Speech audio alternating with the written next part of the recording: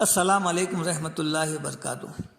الحمدللہ رب العالمین، الصلاۃ والسلام علی رسولہ الکریم، اما بعد، اعوذ باللہ من الشیطان الرجیم، بسم اللہ الرحمن الرحیم۔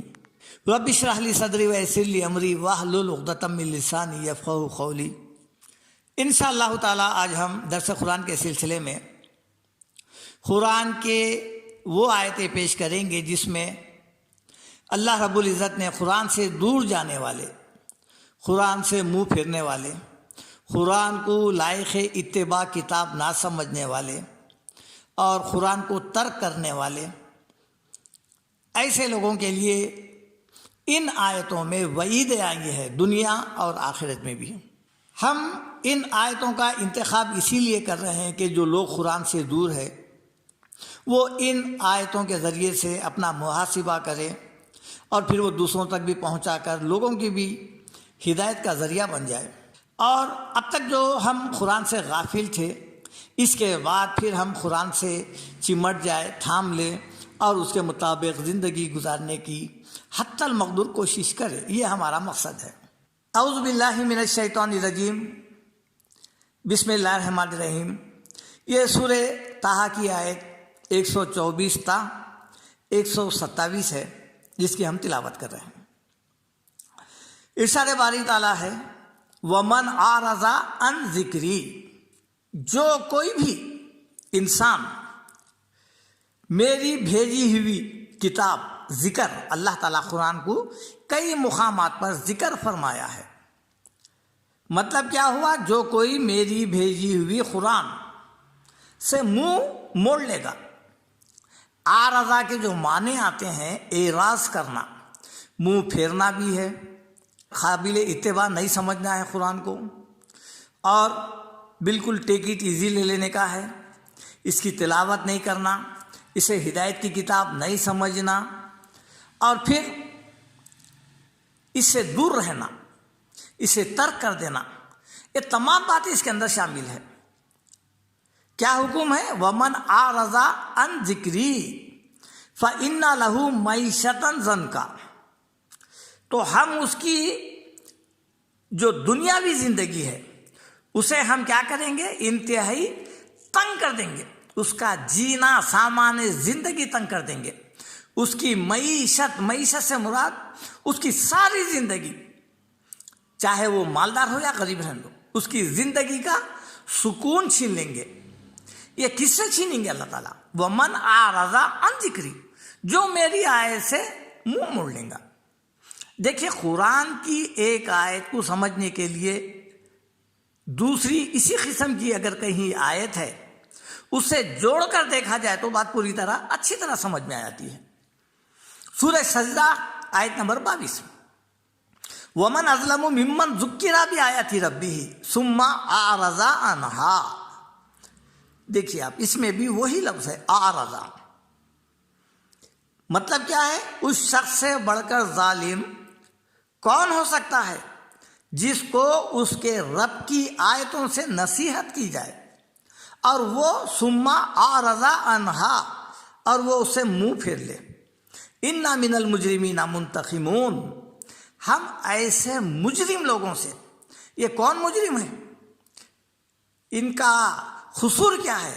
قصور یہ ہے کہ قرآن سے منہ پھیر رہے ہیں، اور اللہ تعالیٰ انہیں مجرم کہہ رہے ہیں، انا من المجرمین منتقمون، ہم ایسے مجرموں سے انتقام لیں گے۔ یہ کون کہہ رہے ہیں؟ یہ اللہ تعالیٰ فرماتے ہیں کہ ہم ایسے مجرموں سے انتقام لیں گے۔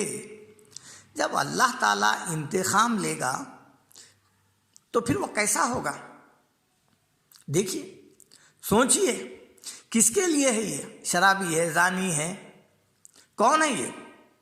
قاتل ہے، جو قرآن سے منہ پھیرے، دور بھاگے، اس کی تلاوت نہ کرے، زندگی میں اسے سمجھ کر نہ پڑھے، اس کے مطابق عمل نہ کرے، ہم ایسے مجرموں سے انتقام لیں گے، بولے اللہ تعالیٰ۔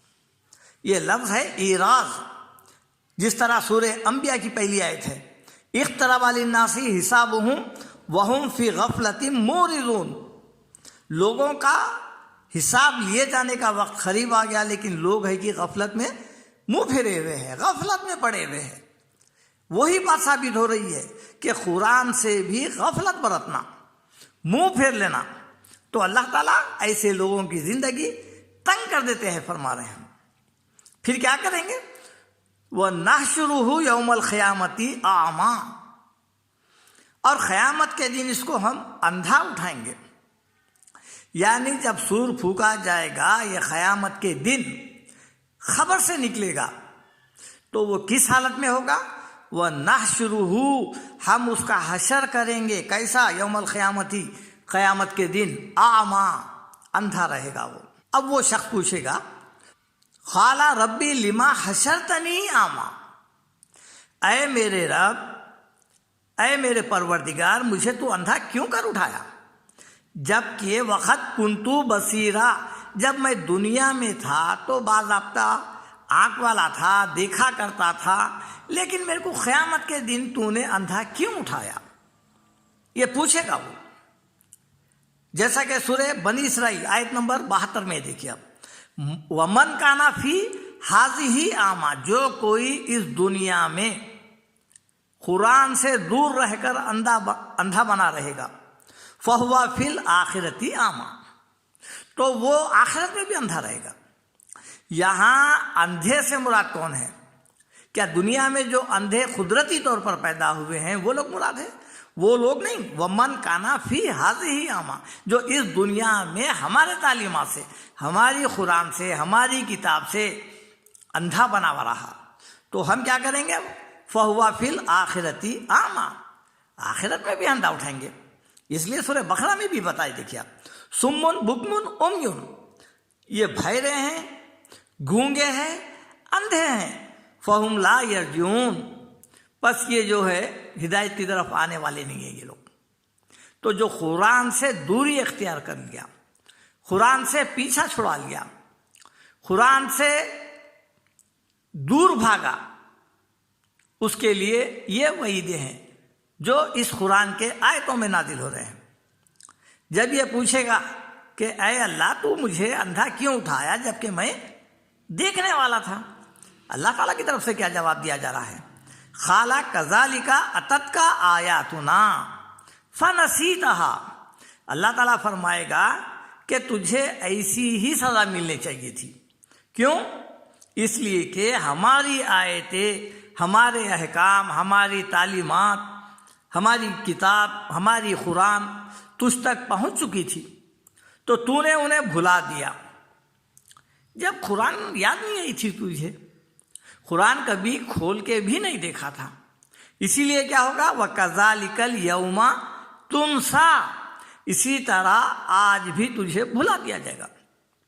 یہ اللہ تعالیٰ کا انتقام ہے۔ یہ ابھی جو آیت میں ہم دیکھے تھے نا، اِنَّا مِنَ الْمُجْرِمِينَ مُنْتَقِمُونَ، ہم ایسے مجرموں سے انتقام لیں گے۔ دیکھیے آپ، انتقام شروع ہو گیا ہے، کیسا؟ وَكَذَلِكَ الْيَوْمَ تُنْسَىٰ، اسی طرح آج ہم تجھے بھلا دیں گے۔ اب آپ دیکھیے سورہ اعراف آیت نمبر 51، الَّذِينَ اتَّخَذُوا دِينَهُمْ لَهْوًا وَلَعِبًا، جن لوگوں نے ہمارے دین کو، دین کہیں میں ہے؟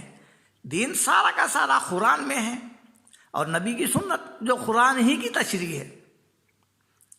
اللہ تعالیٰ کیا فرما رہے ہیں؟ الَّذِينَ اتَّخَذُوا دِينَهُمْ، جو ہمارے دین کو کیا کیا ہے؟ لہوا و لعبا، کھیل اور تماشا بنایا ہے، ہنسی مذاق بنا لیا ہے۔ وغرتہم الحیات الدنیا، اور ایسے لوگوں کو دراصل دنیا کی زندگی دھوکے میں ڈال دی، دنیا کا فریب، دنیا کی زینت قرآن کے قریب آنے سے روک دی، ان کو وقت ہی نہیں ملا، یہ اسی میں مگن رہ گئے۔ تو اللہ تعالیٰ کیا کرے گا؟ فَالْيَوْمَ نَنْسَاهُمْ، اللہ تعالیٰ فرما رہے ہیں آج، فَالْيَوْمَ، آج کے دن یعنی قیامت کے دن، نَنْسَاهُمْ، ہم انہیں بلا دیں گے، كَمَا نَسُوا لِقَاءَ يَوْمِهِمْ هَذَا، جیسا کہ انہوں نے قرآن میں بتانے پر بھی آج قیامت کے دن کو بھلا دیا تھا، اسی طرح ہم انہیں آج بھلا دیں گے۔ یہ کیوں ہو رہا ہے؟ یہ اسی لیے ہو رہا ہے کہ اللہ کی آیتوں کو ہنسی مذاق بنا لیے ہیں، وَكَذَلِكَ نَجْزِي مَنْ أَسْرَفَ، اور ہم ایسے ہر وہ شخص کو جو حد سے گزر جاتا ہے، وَلَمْ يُؤْمِنْ، اور پھر اللہ کے ان باتوں پر ایمان نہیں رکھتا ہے، بِآيَاتِ رَبِّهِ، اپنے رب کی باتوں پر ایمان، یعنی قرآن پر اس کا ایمان نہیں ہے۔ قرآن جو کچھ بھی حقائق بیان کرا وہ اسے کبھی بھی سنجیدگی سے نہیں لیا، وہ بالکل ایک کان سے سنا ایک کان سے چھوڑ دیا ہے۔ تو ایسے لوگوں کو ولا عذاب الآخرہ، ایسے لوگوں کے لیے آخرت میں بہت بڑا عذاب ہے۔ اشد ابقا، وہ عذاب کیسا ہے؟ وہ عذاب باقی رہنے والا ہے اور شدید ہے۔ یہ ان لوگوں کے لیے ہے جو قرآن سے دور بھاگ رہے ہیں اور پھر قرآن کو پڑھنے کی کوشش نہیں کرتے۔ ان کا بہانہ یہی ہے کہ دنیا کی مصروفیت، دنیا کی بھاگ دوڑ انہیں مہلت نہیں دے رہی ہے۔ ان لوگوں کا حال کیا ہے؟ قرآن ان کی بھی تصویر کشی کی ہے، دیکھیے آپ۔ ان الذین لا یرجون لقاءنا ورضوا بالحیاۃ الدنیا واطمأنوا بها والذین هم عن آیاتنا غافلون، یہ سورہ یونس آیت نمبر 7۔ جن لوگوں کو ہم سے ملنے کی توقع ہی نہیں، امید ہی نہیں، یعنی محاسبہ اعمال کے لیے ایک دن یہ اللہ کے پاس پیش ہونے والے ہیں، ان کو یقین ہی نہیں ہے، اور پھر دنیا ہی کی زندگی سے راضی ہیں، خوش ہیں۔ وَرَضُوا بِالْحَيَاةِ الدُّنْيَا، دنیا کی زندگی سے بہت خوش ہے، ترقی پہ خوش ہے، دن بدن جو ترقی ہو رہی ہے اس پہ نازاں ہیں۔ وَاطْمَأَنُّوا بِهَا، اور پھر مطمئن ہے، بڑے مطمئن ہو کے بیٹھے ہوئے ہیں کہ ہم جو کچھ کر رہے ہیں بہت اچھے ہیں۔ لیکن ان کا حال کیا ہے؟ وَالَّذِينَ هُمْ عَنْ آيَاتِنَا غَافِلُونَ، ایسے لوگ ہماری دراصل آیتوں سے غافل ہیں۔ چونکہ دنیا کمانا یا دنیا کا کوئی بڑا پوسٹ حاصل کرنا، یہ اسلام یا قرآن دین کہیں نہیں روکا، بلکہ ان چیزوں کے حصول کے لیے رب کو بھلا دینا، آخرت کو بھلانا، ہمیشگی کی زندگی کو بھلانا، اس سے خبردار کیا ہے کہ تم یہ چند روزہ زندگی کو اس کے پیچھے پڑ کر آخرت کی لازوال زندگی کو مت بھولو۔ بس یہی اسلام کا تقاضا ہے، قرآن کا تقاضا ہے۔ اب جو لوگ ایسا کر رہے ہیں، اولئک مأواہم النار بما کانوا یکسبون، یہ وہ لوگ ہیں جن کا آخری ٹھکانہ یعنی دوزخ ہے، کیونکہ یہی کچھ ان لوگوں نے اپنے عمل سے کیا ہے۔ یہ ہے، یہاں پر بھی وہی آیت ہے، والذین ہم عن آیاتنا غافلون، ایسے لوگ اپنے رب کے آیتوں سے، ہماری آیتوں سے غافل ہے۔ قرآن چوکنا کر رہا ہے کہ دیکھو رب کے آیتوں کو کھولو، ٹٹولو، پڑھو کہ اس کے اندر تمہارے لیے کیا میسج ہے۔ آج کئی ایسے مساجد ہیں جہاں پر درس قرآن ہوا کرتا ہے، فجر میں، عصر میں، لیکن اب رفتہ رفتہ کئی ایسے مساجد کا اور اضافہ ہو گیا ہے جہاں پر قرآن کے بجائے قصے، کہانیاں، صرف ایسے لوگوں کے لکھے ہوئے کتابیں، مسلکی، جماعتی، وہی سنا کر بھیج دیا جا رہا ہے۔ جبکہ اللہ تعالیٰ کیا فرما رہے ہیں؟ فذکر بالقرآن، کسی کو بھی نصیحت کرنا ہے تو قرآن سے کرو۔ ومن اظلم ممن ذکر بآیات ربہ، اس سے بڑھ کر ظالم اور کون ہوگا جسے اس کے رب کی آیتوں سے نصیحت کی جائے، یعنی نصیحت قرآن سے ہونی چاہیے۔ جمعوں کے موقع پر یا پھر نمازوں میں، فجر یا عصر میں قرآن کھلنا چاہیے۔ رحالوں پہ دیکھو کون سے کتابیں رکھے ہوئے ہیں، کن کتابوں کی تلاوت ہو رہی ہے؟ قرآن نہیں ہے بلکہ دیگر کتابیں ہیں۔ تو ان کتابوں سے کیا نصیحت ہوں گی؟ اللہ تعالیٰ کا حکم یہ ہے کہ جو کوئی بھی، چونکہ بندے میرے ہیں، ان کو میرے کلام سے نصیحت کی جائے۔ یہ قرآن کا پیغام ہے، یہی کچھ قرآن کا کہنا ہے کہ ان آیتوں کو نکالا جائے جس میں ان کی ابدی زندگی پوشیدہ ہے، تاکہ یہ لوگ اس سے نصیحت حاصل کریں۔ یہ قرآن کا پیغام ہے جو لوگوں تک پہنچانا ہے۔ یہ چند باتیں تھے قرآن کے متعلق۔ آپ قرآن کو کھولیے، ان آیتوں کو دیکھیے، اور یہی میسیج ہے. انشاءاللہ آپ میں سب اس کے مطابق زندگی گزارے اور قرآن سے وابستہ ہو جائے، سمٹ جائے. روزانہ 2 ہی آیتیں صحیح اس کو معنوں سے پڑھے، پھر کام کو جائے. آپ انجینئر بنیے، آپ ڈاکٹر بنیے، لیکن جانے سے قبل، گھر سے نکلنے سے پہلے 1-2 آیتوں کی تلاوت کریے، اس کا معنی سمجھیے، جو کچھ کہا گیا ہے اس کے مطابق عمل کریے. یہ سب سے بڑی کامیابی ہے. چند روزہ زندگی کی خاطر آخرت کو ٹھکرانا بہت بڑی محرومی ہے، اور اس کا کوئی نعم البدل نہیں ہے، بلکہ یہ چند روزہ زندگی کو اللہ کی یاد میں قرآن کے زیر سایہ زندگی گزارتے ہوئے ہم اگر آخرت سنوار لے تو یہ ہمارے لیے بہت بڑی کامیابی ہے. سبحان ربک رب العزت عما یصفون وسلام علی المرسلین والحمد للہ رب العالمین.